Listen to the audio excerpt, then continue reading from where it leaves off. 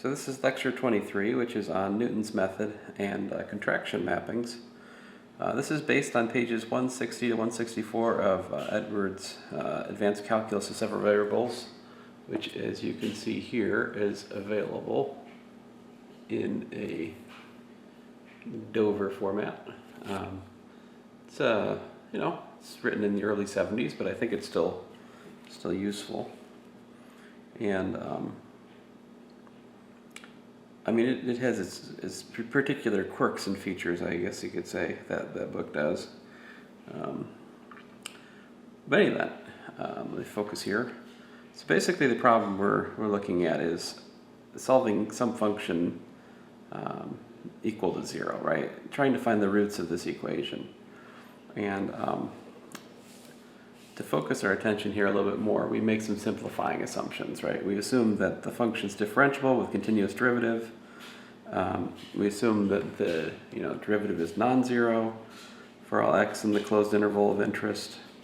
And also we assume that f of x changes sign on a to b.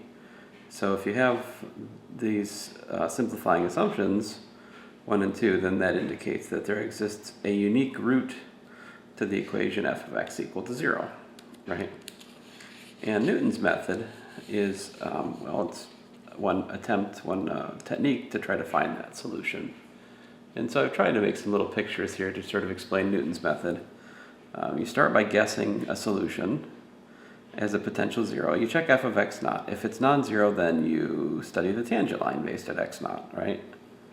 And you see where that goes to 0. And then you say, oh, well, so that's a reasonable next guess, because after all, the function is well approximated by its tangent line, so it seems reasonable to assume that the 0 of the tangent line maybe should be the 0 of the function. So you check f of x1, right? And if it's 0, then great, you found the 0, and if it's not 0, well, then you find the tangent line at x1, all right? And then you take that, and I drew a tangent line at x1 red, and that intersects 0 over here at x2, right? And then you'd find the tangent line at x2, which I haven't drawn, and then that would take you back. And as you go and chase the zeros of the tangent lines, it should kind of home you in closer and closer to the actual root. This is Newton's method. Here's another picture here. This one I tried to make a little bit easier to think about. So I start with my guess x naught. I follow the tangent line at x naught back to x1. There's my next 0. Then I follow the tangent line at x1 to x2, and then you continue from there. As you can see, it's kind of progressing you closer and closer to the actual 0 in that example. But if you look at the formulas for x1 and the formula for x2, you start to notice a pattern, right? And you can see that if you wanted to just sort of iteratively define this, you can make a sequence of values defined iteratively by x of n minus f of xn over f prime of xn until either, and you'd continue with this sequence, pragmatically speaking, until either f of xn plus 1 is 0 or it is close enough. Now, this seems like a good idea until you run into this example. So this is a troublesome example for Newton's method because this one, and honestly, folks, you'd have to be fantastically unlucky for this to actually happen in an example. But it does illustrate a potential, failure to converge to the, the root. So and that's why I'm calling it naive Newton's method, because it doesn't, maybe you need to modify it a little bit, right? See, so what happens here is if you start out at x naught, you follow the tangent line at x naught, it takes you over to here to x1. And then you follow the tangent line at x1, it takes you back to x naught. But then x naught is x2. And then you follow the tangent line at x2, it takes you to x3. And then you follow the tangent line at x3 over to here, and that gives you x4. And it just keeps going back and forth, and it never zooms into the root, right? But there are ways to fix this, right? And that's why we look at the so-called modified, and I've called it max slope Newton. So let n be the max of the absolute value of f prime of x if f prime of x is positive, or minus the maximum of the absolute value of f prime of x if f of x is negative. And then you can define the sequence xn recursively by xn plus 1 as xn minus f of xn over m. So instead of looking at the derivative of the previous iterate, we just say, okay, well, let's just, make it the biggest slope that can occur. And basically this just makes the method more cautious. It sort of, the other one might have jumped further from one to another, getting closer to the 0, right? But this is essentially forcing it to kind of creep along. And anyway, so again, we're still assuming that f of x equal to 0. It changes signs. It's got a non-zero derivative on the closed interval a to b. And then, well, theorem turns out that this in fact does work, and this is how it works. The modified max slope Newton's method converges to the unique solution to f of x equal to 0. Xn approaches x star with f of x star equal to 0. And beyond that, you can even tell how close it is to the solution at the nth step, because the error in the nth iterate is bounded by the absolute value of f of x naught times 1 minus m over m to the n divided by little m, where the derivative is stuck between little m and big M. And we're assuming that the function's increasing, f of a less than 0, f of b greater than 0. Now, this theorem, which is, in Edwards, it's on page 161, something like that, 160, I forget exactly, maybe 162, anyway. This is a special case, right? I mean, like, you could also have, f of a positive, f of b negative, and the derivative is bounded between two values and it's negative. There's a similar theorem for the other cases. It's just for the sake of specificity, we're assuming this case is these particular, increasing and changes signs like that, just to keep the proof uncluttered.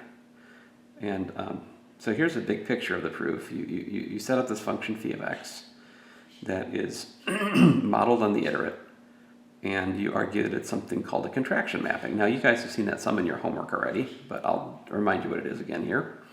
And because it's a contraction mapping, it recursively defines this sequence xn plus 1 as phi of xn, and the contraction mapping, the fact that it is a contraction mapping means that that sequence converges to a unique point x star, such that it's a fixed point of phi of x star is equal to x star, but phi of x star being equal to x star amounts to x star being equal to x star minus f of x star over m, but that is tantamount to saying that x star is a solution to the equation.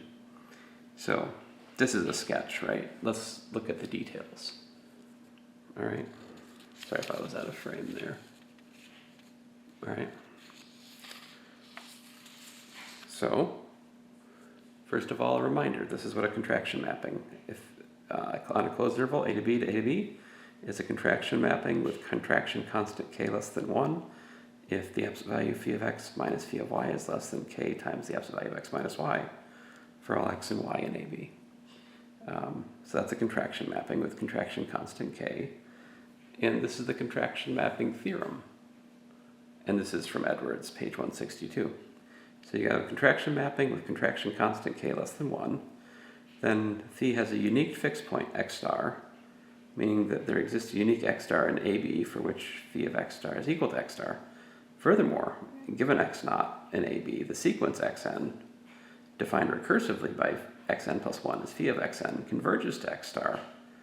In fact, the error in the nth iterate is bounded by k to the power n times the difference between the first two steps divided by 1 minus k. And so the proof of this is actually, it's not too complicated, and like many other things in math, it rests squarely on the geometric series. So let's look at the proof. Here it is. So we're going to, first of all, notice that xn plus 1 minus xn is this, but then by the contraction mapping property, that's k times xn minus x1. And so you notice you've gone down one level. So if you do it once, you can do it again, and you just keep doing it over and over and over again. So inductively, you'll reach x to the n plus 1 minus xn is less than or equal to k to the power n times x1 minus x naught. I'm going to call this star. Okay, so then for 0 less than n less than m, we can calculate the difference of xn minus xm. Our goal here is to show that the difference is small. And so we can argue that it's a Cauchy sequence, and because it's a Cauchy sequence in the reals, and it will converge. And because it's a convergent sequence in a closed interval, it will converge to a point in the interval. But anyway, first steps first here. So we add 0 a bunch of times, right? And then triangle inequality. And then we're going to apply the star, the star lemma, let's say, again and again and again. And then we'll factor out the absolute value of x1 minus x naught. By the way, sometimes it's x naught minus x1. It doesn't matter since the absolute value is the same. Then I factor out k to the power n, and then factor it out. I bring it out, and then I don't know, what do you want to say? It's factored out, it's factored out. But then this one is extra, because I add not just m minus n minus 1, but I just keep going. And that is allowed because that's a geometric series, because remember, k is less than 1, so this converges to 1 over 1 minus k. And so this implies that it's a Cauchy sequence because, well, here's an argument if you want, epsilon greater than 0. Choose n in the natural numbers such that that's less than epsilon. Certainly we can do that because k is less than 1. And then if n is below n and m, it follows that the difference of xn and mxm is less than epsilon. Excuse me, I need to get some drink. And so that means it's Cauchy, which implies xn converges to x star. And that must be a point in the interval because we have a convergent sequence in a closed interval, right? Which means it converges to within the interval. And as m goes to infinity, this bound implies that the xn minus x star, right? Just taking m to go to infinity, xm goes to x star over here, and that stays put. So there you go, that's the estimate that we claimed. And then finally, uniqueness is easy enough. You just assume that there's another fixed point, and because of this little argument right here, if there was another fixed point, it follows that the distance between the original fixed point and the x star star has to be less than or equal to k times the distance between x star and x star star. But k is less than 1, so this implies that the absolute value of x star minus x star star is equal to 0, which says that they're equal. In other words, the fixed point is unique. Okay, well, that's cool. And then we just basically apply that to prove that the modified Max-Slope-Newton's method converges. So here are the details. We let f be a differentiable function, changes sign. The derivative is bounded between m and big M. It could be equal to big M. And then given x naught and ab, the sequence defined recursively by this converges to the unique root x star, for which f of x star equal to 0. And the error in the nth iterate is bounded by this quantity right here. All right, so here's the proof. We're going to let, and again, this is all following iterates pretty much verbatim, because I think they're good arguments, and I think they're worth repeating. So, so if phi is the mapping from A to B to R, defined by phi of x is x minus f of x over m, then we can differentiate that. It gives us 1 minus f prime of x over m. But because f prime of x is between m and m, we can divide by big M, and we get this, which tells me that 0 is less than 1 minus f prime of x over m. In other words, that shows me that the derivative of phi prime of x is non-negative. But we also know that phi prime of x is 1 minus that, right? and I can trade f prime of x for m, and that's going to be smaller than f prime. So I'm subtracting a smaller quantity, which means that this inequality is reasonable. But this is by definition our k, and the reason that's less than 1 is because we're assuming that, let's see here, well, right up here, well, I don't know, however you want to look at it first, it's m is less than m, little m is less than big M. That implies that 1 minus m over m is less than 1. In any event, so we have that phi is an increasing function, all right?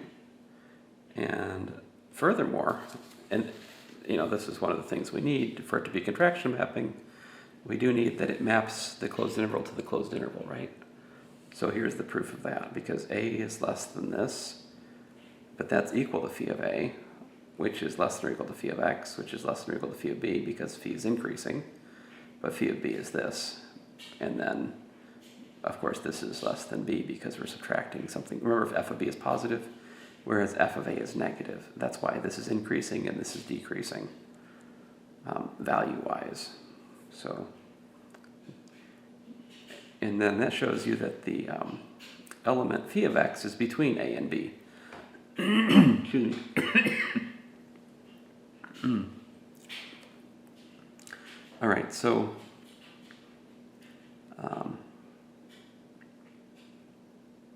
all right, but we also need to show that it has a contraction constant k. I mean, I can call this k. I haven't actually shown that this is true yet, but here's why it's true. Suppose xy is in AB and x is not equal to y, then by the mean value theorem there exists C in the, technically it's between x and y, but I'm just saying it's somewhere in AB. It doesn't really matter to me that it's in between x and y. It will be, but who cares? Phi of x minus phi of y over x minus y is equal to phi prime of c. But if you take the absolute value of this, we get that phi of x minus phi of y is less than or equal to k times x minus y. So there you go. The fact that your derivative is bounded by k implies that k is a contraction constant by the mean value theorem. I don't think Edwards says this. Maybe he does. I don't know. But anyway, there's why that's true. And all right, so we have contraction constant k is 1 over m minus m. And notice that phi of x naught is this, and x1 is equal to x naught minus f of x naught over m. So the difference of x1 and x naught is just the absolute value of f of x naught over m. So by the contraction mapping theorem, there exists a unique constant phi x star in AB, such that xn approaches x star where phi of xn is xn plus 1, and which is to say this. Furthermore, this is less than or equal to that, but when we translate that into our current k, we get exactly the alleged error bound for the max, as I've called it, max slope modified Newton's method. So that's pretty neat. Because, a lot of times in calculus we say stuff like, the tangent line is the best linear approximation, but we don't often make good on explaining how close that approximation is to the actual value. And in that sense, Edwards is very valuable because he actually does, make that effort to include estimates in the theorems, which show you how close the sequential iterate is to the actual value, which is very nice. And then let me just give you a brief look ahead at Edwards. So the next thing he does is he looks at how Newton's method informs the problem of finding the inverse function for a given function. Well, to be more precise, given f prime of x is non-zero, you can find a local inverse in a neighborhood close to x, right? So algebraically speaking, what's going on is you're basically saying, okay, so I'm trying to solve f of x equal to y for x. X equals, I usually tell students, x equals to stuff and y, and then that stuff and y is f inverse of y, right? But instead of solving this, which could be hard, we instead solve the more approximate problem of just solving, replace f of x with its linearization. So f of x with its linearization would be like f of a plus f prime of a times x minus a, right? And so you try to solve this, right? And that suggests that x is approximately a minus f of a minus y over f prime of a. And so it leads you to this sequence that should perhaps converge to the value we hope for. And in fact, Edwards makes good on that. He says, well, yes, if you're sufficiently close to the place where the derivative is non-zero, then you can find a neighborhood of the domain and a neighborhood of the codomain such that their local inverse exists, and it's given by, well, this isn't a local inverse yet. This is just solving f of x equals to y, but you can solve, you can find a sequence xn which converges to x star such that f of x star is equal to y star for any given y star in that neighborhood. All right, so and basically that allows you to sequentially define the local inverse. So you can define the local inverse of f to be g, where g of y star is equal to x star. And then that, in fact, if you take a harder look at that, that means that g can be seen as the limit of a sequence of functions, which is defined by this iterative process. Now, if you're starting to lose me, that's okay. This isn't technically part of your course. I'm just trying to point out to you that this contraction mapping story has a next chapter in it, and it's the inverse function theorem. And Edwards even has an example, which is kind of curious. And again, I don't think you have any homework like this, and that's okay. But I mean, it's really a weird idea. This is the function, and we're trying to find the inverse to the function near 1. So if you plug in 1, you get 0. So like a and b are 0 here. And so like g of 0 is 1. G of 1 is 1 minus this, which works out to 1 plus y over 2. And then g of 2 is g of 1 of y minus 1 half f of g of 1 of y minus y. And this goes on. And you get this, and then the next one gives you that. And you're starting to, if you take a good look at it, you're picking up pieces in the binomial series expansion of this function here, which makes sense because if you solved x squared minus 1 equal to y for x, you get x as the square root of 1 plus y, supposing x is positive, And so this is the binomial series expansion of 1 plus y. And we're actually developing that binomial series expansion by following this sequence of functions ideas that Edwards has derived. So that's kind of neat. But anyway, mostly I just want you to be aware that there is, a way to be sure that your Newton's method is converging as fast as the derivative allows you, supposing that the derivative can be bounded between like a certain lowest value and a certain highest value. And I think that's interesting. So anyway, next up, I will review some elementary facts about linear algebra and matrices. Thanks.